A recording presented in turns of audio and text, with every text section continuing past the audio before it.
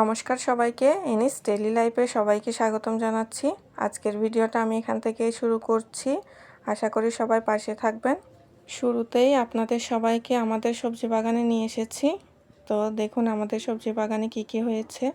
বরবটি হয়েছে, কাঁচামরিচ হয়েছে, সজনে ডাঁটা এই বছর হয়নি, আশা করি আগামী বছর হবে।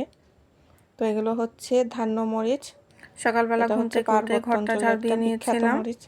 তো ভাবলাম পুজোর জিনিসগুলো একটু ধুয়ে রাখি, তারপর রান্নাঘরে যাব বাসি কাজ করতে। গুছিয়ে কাজ করে রাখলে কাজের চাপটা অনেকটা কম হয়, তাই আজকে পুজোর জিনিসগুলো আগেই ধুয়ে রেখেছি যাতে পুজো দিতে গেলে সময়টা একটু কম লাগে।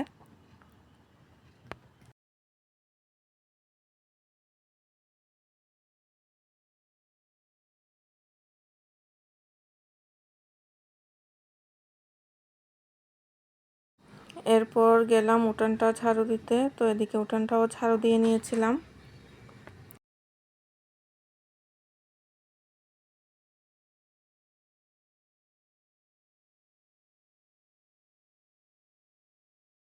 বিছানাটা গোছানো হয়নি, তো ভাবলাম আগে বিছানাটা গুছিয়ে রাখি, তারপর চা বসাবো।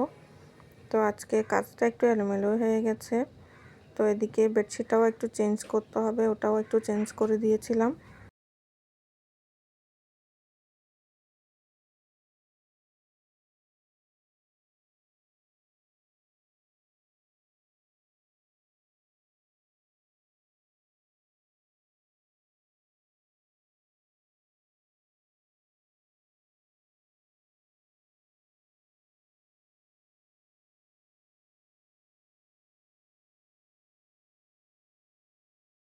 বিছানাপত্র পরিপাটি করে না রাখলে পুরো রুমটাই অগোছালো লাগে। এদিকে গ্যাসের চুলায় চাটা বসিয়ে দিয়েছিলাম। তো ভাবলাম মাটির চুলাটা লেপে রাখি, কারণ রান্না বান্না তো মাটির চুলাতে হয়। তো চাটা হতে হতে আমি এদিকে চুলাটাও লেপে নিয়েছিলাম।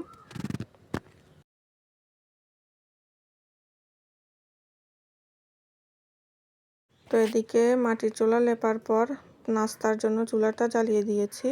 তো এখানে আমি আটার ব্যাটার তৈরি করেছি, জল রুটি তৈরি করব। এটা খুব সহজ একটা নাস্তা, সামান্য পরিমাণ তেল ব্রাশ করে রুটিটা তৈরি করা যায়।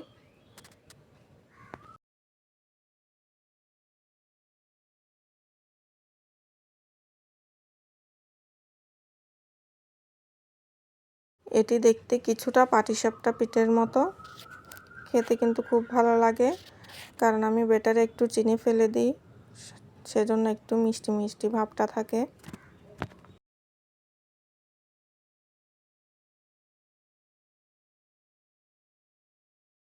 তো কৌটায় সাবানের গুঁড়াটা শেষ হয়ে গিয়েছিল, তো আরেকটা প্যাকেট নিতে এসেছিলাম। হাঁড়ি পাতিল বাসনপত্রগুলো ধুতে হবে সেজন্য।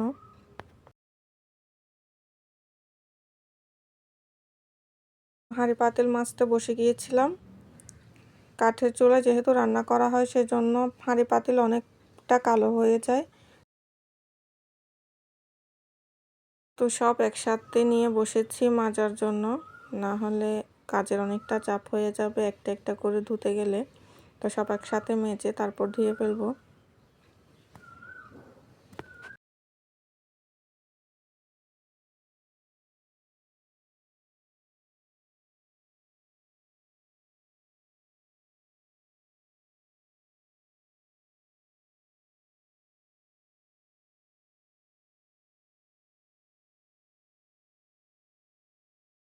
এই ঝিঙ্গেগুলো সবজি বাগান থেকে নেওয়া হয়েছে, এগুলো আমাদের ঘরেই হয়েছে।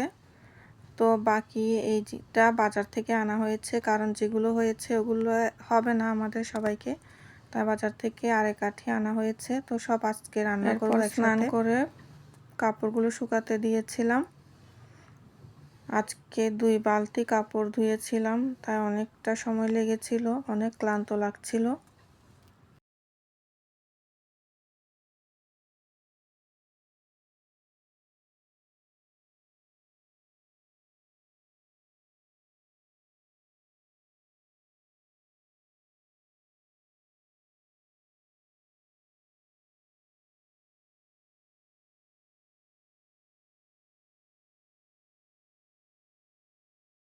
কাপড়গুলো শুকাতে দিয়ে এসে তারপর পুজোটাও দিয়ে নিয়েছিলাম।